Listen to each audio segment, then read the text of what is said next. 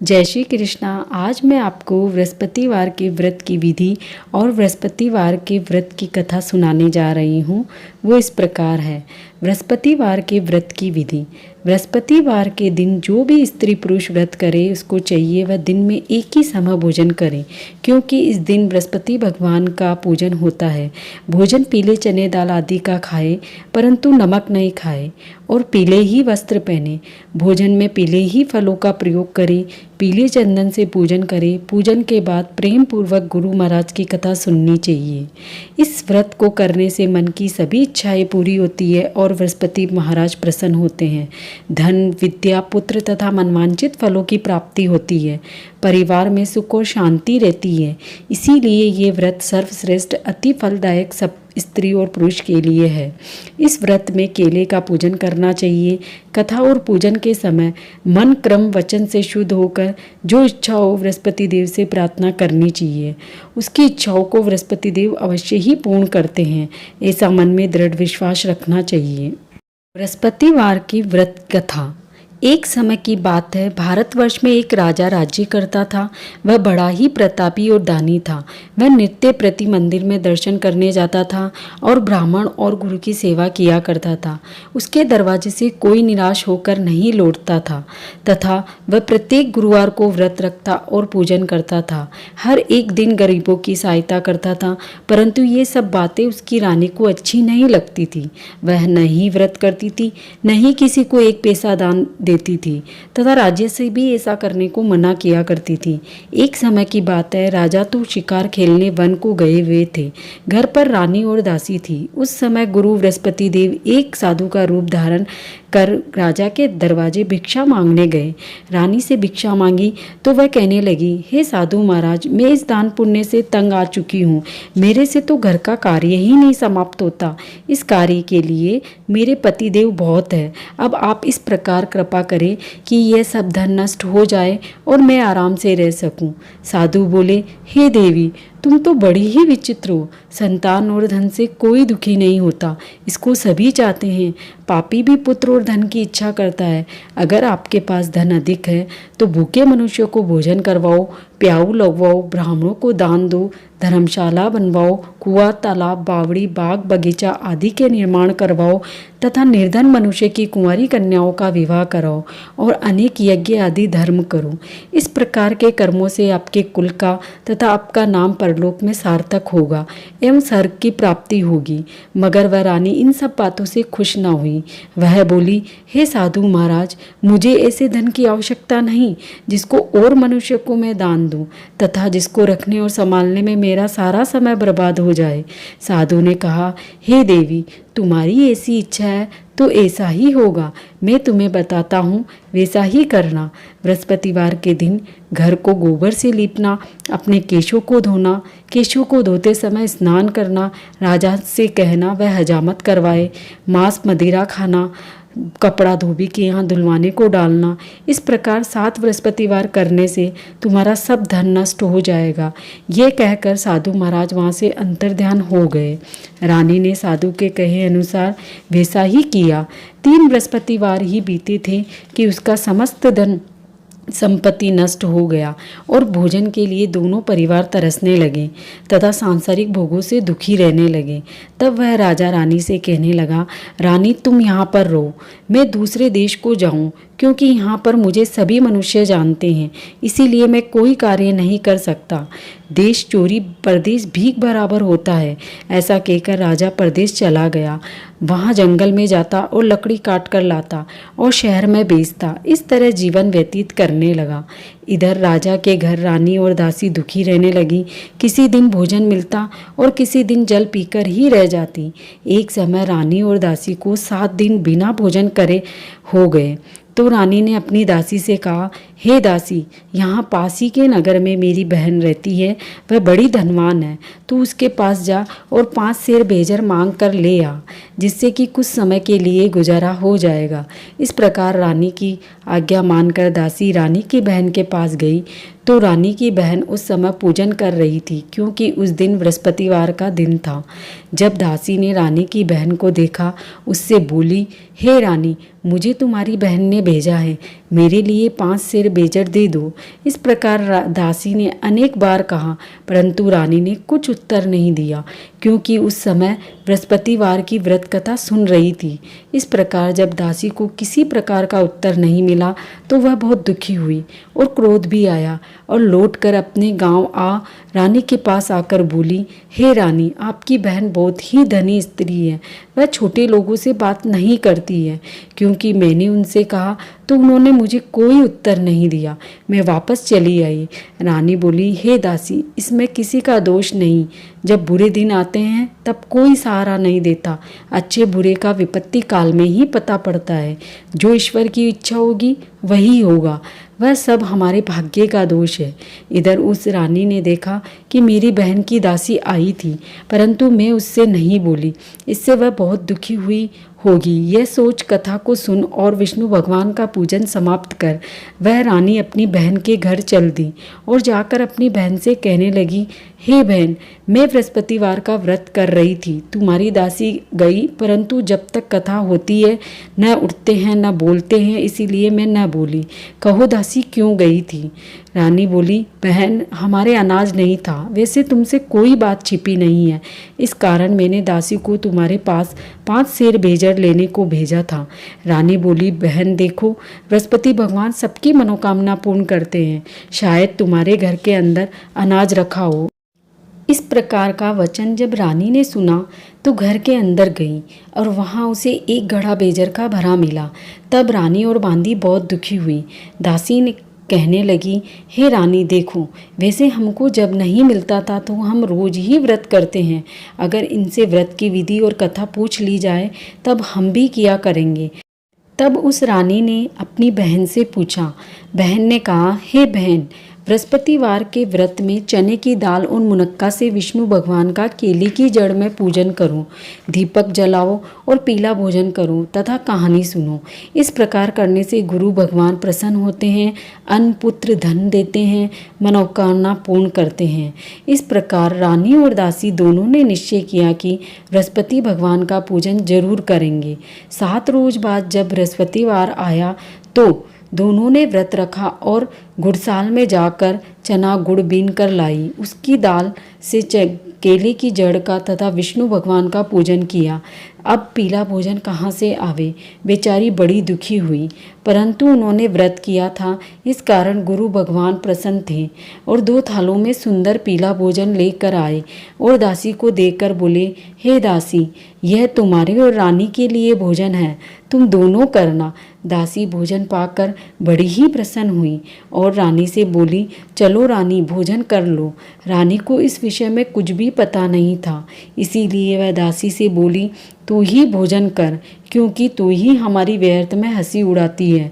दासी बोली, एक महात्मा भोजन दे गया था। रानी कहने लगी, वह भोजन तेरे लिए दे गया होगा, तू ही भोजन कर। दासी ने कहा, वह महात्मा हम दोनों के लिए 2 थालों में भोजन दे गया है, इसीलिए हम और तुम दोनों ही साथ साथ भोजन करेगी। इस प्रकार रानी और बांदी दोनों ने गुरु भगवान को नमस्कार कर भोजन प्रारंभ किया। अब वह प्रत्येक बृहस्पतिवार को गुरु भगवान का व्रत और विष्णु भगवान का पूजन करने लगी। बृहस्पति भगवान की कृपा से रानी और दासी के पास धन हो गया। रानी फिर उसी प्रकार से आलस्य करने लगी। तब दासी बोली, देखो रानी, तुम पहले इस प्रकार का आलस्य करती थी, तुम्हें धन को रखने में कष्ट होता था, इस कारण सभी धन नष्ट हो गया। अब गुरु भगवान की कृपा से धन मिला है तो फिर तुम आलस करने लगी हो।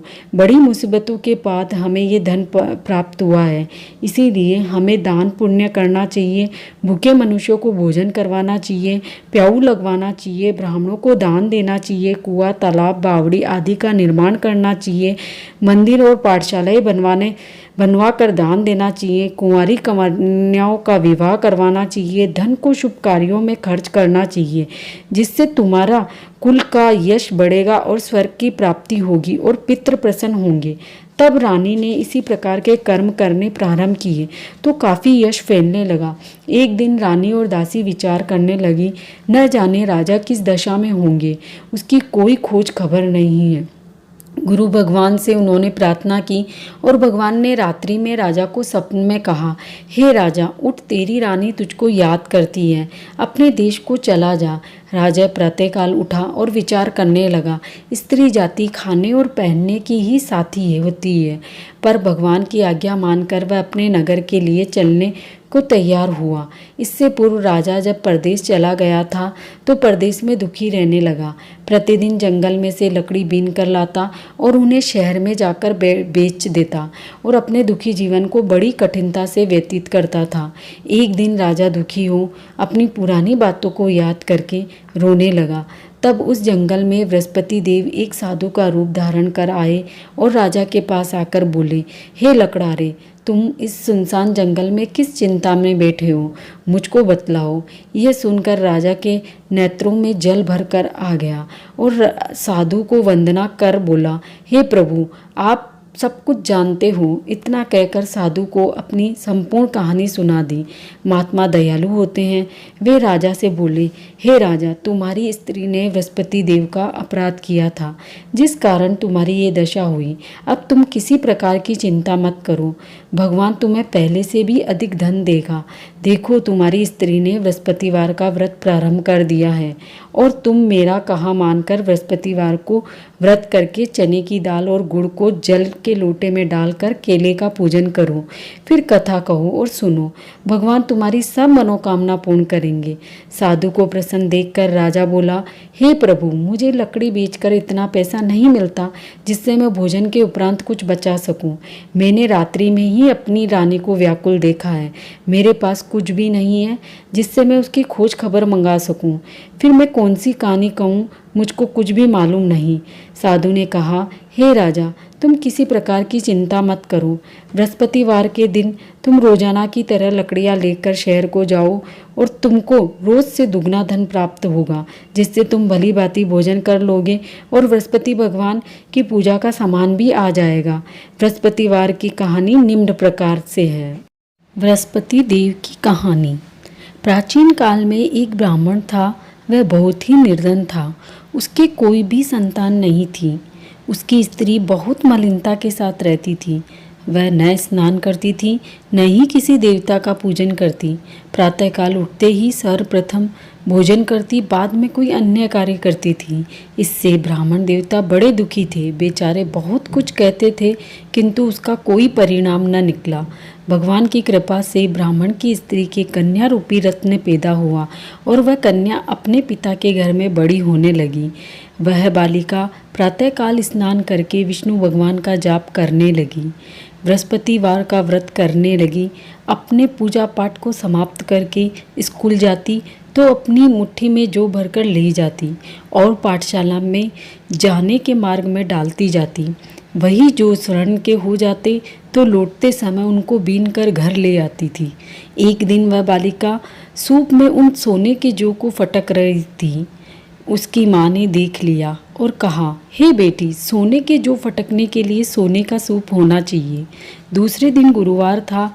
इस कन्या ने व्रत रखा था और बृहस्पति देव से प्रार्थना करके कहा, हे प्रभु, मैंने आपकी पूजा सच्चे मन से की हो तो मेरे लिए सोने का सूप दे दो।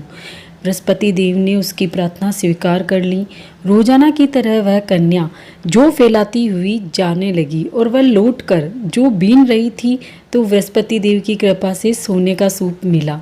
उसे वह घर ले आई और उससे जौ साफ करने लगी, परंतु उसकी माँ का वही ढंग रहा। एक दिन की बात है, वह कन्या सोने के सूप में जौ साफ कर रही थी।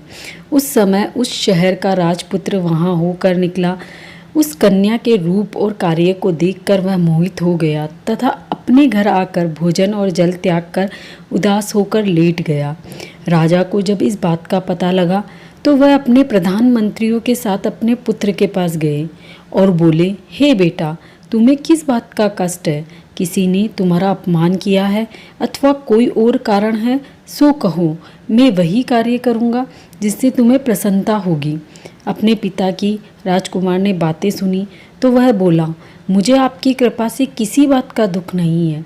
किसी ने मेरा अपमान नहीं किया है, परंतु मैं उस लड़की से विवाह करना चाहता हूँ जो सोने के सूप में जौ साफ कर रही थी।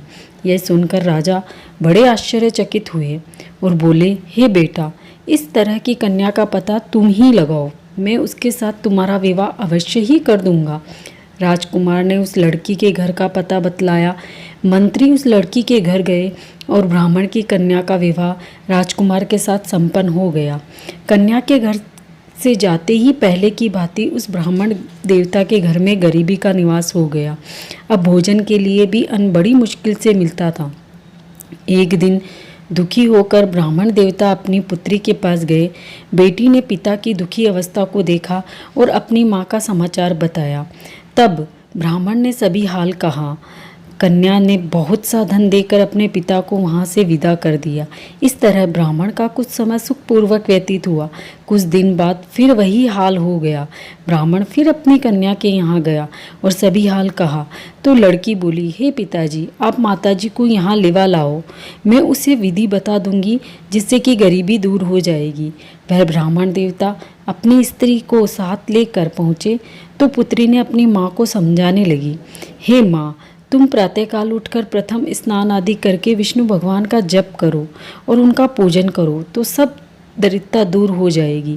परंतु उसकी माँ ने एक भी बात नहीं मानी और प्रातःकाल उठकर अपनी पुत्री के बच्चों का जूठन खा लेती थी। एक दिन उसकी पुत्री को बहुत गुस्सा आया और एक रात कोठरी से सभी सामान निकाल दिया और अपनी माँ को उसमें बंद कर दिया। प्रातःकाल उसमें से निकाला और स्नान आदि करा के पूजा पाठ करवाया तो उसकी माँ की बुद्धि ठीक हो गई। फिर प्रत्येक बृहस्पतिवार को व्रत रखने लगी। इस व्रत के प्रभाव से उसकी माँ भी बहुत धनवान हो गई और पुत्रवती भी हो गई। बृहस्पति जी के प्रभाव से स्वर्ग को प्राप्त हुई और ब्राह्मण भी सुखपूर्वक इस लोक से सुख भोग कर स्वर्ग को प्राप्त हुए। इस तरह कहानी कहकर साधु देवता वहाँ से लोप हो गए। धीरे धीरे समय व्यतीत होने पर फिर वही बृहस्पतिवार का दिन आया। राजा जंगल से लकड़ी काटकर किसी शेर को बेचने गया। उसे उस दिन और दिन से अधिक धन मिला। राजा ने चना गुड़ आदि लाकर बृहस्पतिवार का व्रत किया। उस दिन से उसके सभी कलेश दूर हो गए। परंतु जब दोबारा गुरुवार का दिन आया तो बृहस्पतिवार का व्रत करना भूल गया। इस कारण बृहस्पति भगवान नाराज हो गए। उस दिन उस नगर के राजा ने एक विशाल यज्ञ का आयोजन किया तथा शहर में ये घोषणा करा दी कि कोई भी मनुष्य अपने घर में भोजन ना बनाए तथा आग भी न जलावे। समस्त लोग मेरे यहाँ भोजन करने आवे। इस आज्ञा को जो न मानेगा उसको फांसी की सजा दी जाएगी। इस तरह की घोषणा संपूर्ण नगर में करवा दी। राजा की आज्ञा अनुसार शहर के सभी लोग भोजन करने गए, लेकिन लखड़ारा कुछ देर से पहुंचा। इसीलिए राजा उसको अपनी साथ घर लिवा ले आए और ले जाकर भोजन करा ही रहे थे कि रानी की दृष्टि उस खूंटी पर पड़ी जिस पर उसका हार लटका हुआ था। वह वहाँ पर दिखाई नहीं दिया। रानी ने निश्चय किया कि मेरा हार जरूर इस मनुष्य ने चुराया होगा। उसी समय पुलिस बुलवाकर उसको जेल खाने में डलवा दिया। जब राजा जेल खाने में गया तो वह बहुत दुखी होकर विचार करने लगा कि न जाने कौन से पूर्व जन्म के कर्म है जो मुझे दुख पर दुख मिले जा रहे हैं। उसी समय वह उस साधु को याद करने लगा जो जंगल में मिला था। उसी समय तत्काल बृहस्पति देव साधु के रूप में प्रकट हो गए और उसकी दशा को देखकर कहने लगे, अरे मूर्ख, तूने बृहस्पति देव की कथा नहीं की, इसी कारण तुझे दुख पे दुख प्राप्त हो रहे हैं। अब तू चिंता मत कर। बृहस्पतिवार के दिन जेल खाने के दरवाजे पे तुझे 4 पैसे मिलेंगे। तू बृहस्पति देव की पूजा करना, तेरे सभी कष्ट दूर हो जाएंगे। बृहस्पतिवार के रोज उसे 4 पैसे मिले। राजा ने कथा कही। उसी रात को बृहस्पति देव ने उस नगर के राजा के स्वप्न में आकर कहा कि हे राजा, तुमने जिस आदमी को जेल खाने में बंद कर दिया है वह निर्दोष है, वह राजा है, उसे छोड़ देना। रानी का हार उसी खूंटी पर लटका हुआ है। अगर तू ऐसा नहीं करेगा तो मैं तेरे राज्य को नष्ट कर दूंगा। इस तरह की रात्रि के स्वप्न को देखकर राजा प्रातःकाल उठा और खूंटी पर हार टंगा देखकर लकड़हारे को बुलाकर क्षमा मांगी। राजा को योग्य सुंदर वस्त्र आभूषण देकर विदा किया। गुरुदेव की आज्ञा अनुसार राजा अपने नगर को चल दिए। राजा जब नगर के निकट पहुंचा तो उसे बहुत ही बड़ा आश्चर्य हुआ। नगर में पहले से भी अधिक बाग, तालाब और कुएं और बहुत सारी धर्मशालाएं, मंदिर बने हुए थे। राजा ने पूछा, ये किसकी बाग और धर्मशालाएं हैं? तब नगर के सब लोगों ने कहा, ये रानी और बांदी की है। तो राजा को बड़ा ही आश्चर्य हुआ और बहुत गुस्सा भी आया। अब रानी ने ये खबर सुनी कि राजा आ रहे हैं तो उसने बांदी से कहा, हे दासी, देख राजा हमको बहुत बुरी हालत में छोड़ गए थे, वह हमारी ऐसी हालत देखकर लौट न जाए, इसीलिए तू दरवाजे पे खड़ी हो जाना। आज्ञा अनुसार दासी दरवाजे पे खड़ी हो गई और राजा आए तो उन्हें अपने साथ लिवा लाई। तब राजा ने क्रोध करके अपनी तलवार निकाली और पूछने लगे, यह बताओ ये धन तुम्हें कैसे प्राप्त हुआ है? तब उन्होंने कहा, हमें ये धन बृहस्पति देव के इस व्रत के प्रभाव से प्राप्त हुआ है। राजा ने निश्चय किया, 7 रोज बाद तो सभी बृहस्पति देव का पूजन करते हैं, परंतु मैं रोज दिन में 3 बार कहानी कहूँगा और रोज व्रत किया करूँगा। अब हर समय राजा के दुपट्टे में चने की दाल बंधी रहती और दिन में 3 बार कहानी कहता। एक रोज राजा ने विचार किया, चलो अपनी बहन के यहाँ हो आवे। इस तरह निश्चय करके राजा घोड़े पर सवार होकर अपनी बहन के यहाँ चलने लगा। मार्ग में उसने देखा कुछ आदमी एक मुर्दे को लिए जा रहे हैं। उन्हें रोककर राजा ने कहा कि अरे भैया, मेरी बृहस्पति भगवान की कहानी सुन लो। वे बोले, हमारा तो आदमी मर गया है, इसको अपनी कथा की पड़ी है। परंतु कुछ आदमी बोले, अच्छा कहो, हम तुम्हारी कथा भी सुनेंगे। राजा ने दाल निकाली और जब कथा आधी हुई तो मुर्दा हिलने लग गया और जब कथा समाप्त हुई तो वह राम राम करके वह मनुष्य खड़ा हो गया। आगे मार्ग में उसे एक किसान खेत में हल चलाता मिला। राजा ने उसे देखा और बोला कि अरे भैया, तुम मेरी बृहस्पतिवार की कथा सुन लो। किसान बोला, जब तक मैं तेरी कथा सुनूंगा तब तक मैं 4 हइया जोत लूँगा, अपनी कथा किसी और को सुनाना। इस तरह राजा आगे चलने लगा। राजा के हटते ही बैल पछाड़ खा के गिर गए और किसान के पेट में बहुत ज़ोर से दर्द होने लगा। उस समय उसकी माँ रोटी लेकर आई। उसने जब यह देखा तो अपने पुत्र से सब हाल पूछा, तो पुत्र ने सभी हाल कह दिया। तो बुढ़िया दौड़ी दौड़ी उस घुड़सवार के पास गई और उससे बोली, मैं तेरी कथा सुनूंगी, तू अपनी कथा मेरे खेत पर ही चलकर कहना। राजा ने बुढ़िया के खेत पर जाकर कथा कही, जिसके सुनते ही वह बैल खड़े हो गए और किसान के पेट का दर्द बंद हो गया। राजा अपनी बहन के घर पहुंच गया। बहन ने भाई की खूब मेहमानी की। दूसरे रोज प्रातःकाल राजा जगा तो वह देखने लगा कि सब लोग भोजन कर रहे हैं। राजा ने अपनी बहन से कहा कि ऐसा कोई मनुष्य है जिसने भोजन नहीं किया हो, मेरी बृहस्पतिवार की कथा सुन ले। बहन बोली, हे भैया, ये देश ऐसा ही है, पहले यहाँ लोग भोजन करते हैं, फिर बाद में अन्य कार्य करते हैं। अगर कोई पड़ोस में हो तो मैं देख कर आती हूँ। वह ऐसा कहकर चली गई, परंतु उसे कोई भी ऐसा व्यक्ति नहीं मिला जिसने भोजन ना किया हो। अतः वह एक कुम्हार के घर गई। उसका लड़का बीमार था। उसे मालूम हुआ कि उनके घर 3 रोज से किसी ने भोजन नहीं किया है। रानी ने अपने भाई की कथा सुनने के लिए कुम्हार से कहा। वह तैयार हो गया। राजा ने जाकर बृहस्पतिवार की कथा कही और उससे सुनकर उसका लड़का ठीक हो गया। अब तो राजा की प्रशंसा होने लगी। एक दिन राजा ने अपनी बहन से कहा, हे बहन, हम अपने घर को जाएंगे, तुम भी तैयार हो जाओ। राजा की बहन ने अपनी सास से कहा, हाँ चली जा, परंतु अपने लड़कों को मत ले जाना, क्योंकि तेरे भाई के कोई औलाद नहीं है। बहन ने अपने भाई से कहा, हे भैया, मैं तो चलूँगी लेकिन कोई बालक नहीं जाएगा। तो राजा बोले, जब कोई बालक ही नहीं चलेगा तो तुम क्या करोगी? बड़े दुखी मन से राजा अपने नगर को लौट आया। राजा ने अपनी रानी से कहा, हम निर्वंशी राजा हैं, हमारा मुंह देखने का धर्म नहीं है और कुछ भी भोजन नहीं किया। रानी बोली, हे प्रभु, बृहस्पति देव ने हमें सब कुछ दिया है, हमें औलाद अवश्य देंगे। उसी रात को बृहस्पति देव ने राजा को स्वप्न में कहा, हे राजा, उठ, सभी सोच को त्याग दे, तेरी रानी गर्भ से है। राजा को ये सुनकर बड़ी ही खुशी हुई। 9वें महीने उसके गर्भ से एक सुंदर पुत्र पैदा हुआ। तब राजा बोला, हे रानी, स्त्री बिना भोजन के रह सकती है, बिना कहे नहीं रह सकती है। जब मेरी बहन आए तो तुम उससे कुछ मत कहना। रानी ने सुनकर हाँ कर दी। जब राजा की बहन ने ये समाचार सुना तो वह बहुत ही खुश हुई और बधाई लेकर अपने भाई के यहाँ आई। तभी रानी ने कहा, घोड़ा चढ़कर तो नहीं आई, गधा चढ़ी आई। राजा की बहन बोली, भाई, मैं इस प्रकार न कहती तो तुम्हें औलाद कैसे होती। बृहस्पति देव ऐसे ही हैं, जिसके मन में कामनाएं है सभी को पूर्ण करते हैं। जो सद्भावना पूर्वक बृहस्पतिवार का व्रत करता है, कथा पढ़ता है अथवा सुनाता है और दूसरों को सुनाता है, बृहस्पति देव उसकी सभी मनोकामना पूर्ण करते हैं। भगवान बृहस्पति देव उनकी सदैव रक्षा करते हैं। संसार में सद्भावना से भगवान जी का पूजन व्रत सच्चे हृदय से करते हैं, उसकी सभी मनोकामना पूर्ण करते हैं। जैसी सच्ची भावना से राजा और रानी ने उसकी कथा का गुणगान किया तो उनकी सभी इच्छाएं बृहस्पति देव ने पूर्ण की। इसीलिए सब कथा कहने के बाद प्रसाद लेकर जाना चाहिए। हृदय से उनका मनन करते हुए जय जयकार बोलना चाहिए। बोलो बृहस्पति भगवान की जय। श्री बृहस्पति देव जी की आरती। ओम जय बृहस्पति देवा, स्वामी जय बृहस्पति देवा। छिन छिन भोग लगाऊं, कदली फल मेवा। ओम जय बृहस्पति देवा, तुम पूर्ण परमात्मा, तुम अंतर्यामी। ओ स्वामी तुम अंतर्यामी।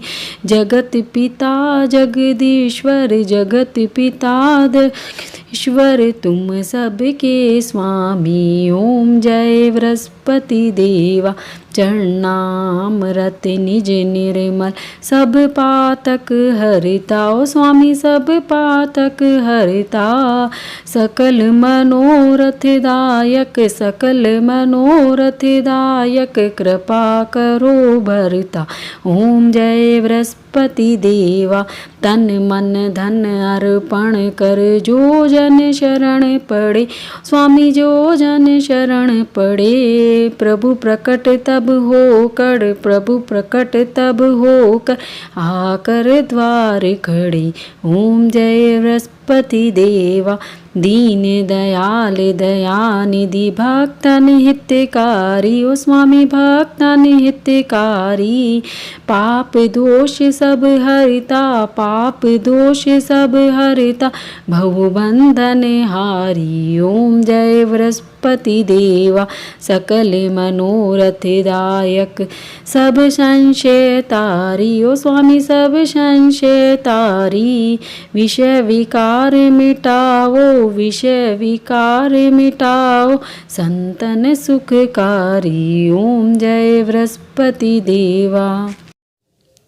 यदि आपको मेरा वीडियो पसंद आया हो तो इसे लाइक और शेयर कीजिए और मेरे चैनल को सब्सक्राइब कीजिए और बेल आइकन को प्रेस कीजिए ताकि मेरे सभी वीडियो के नोटिफिकेशन आपको मिल सके। जय श्री कृष्ण।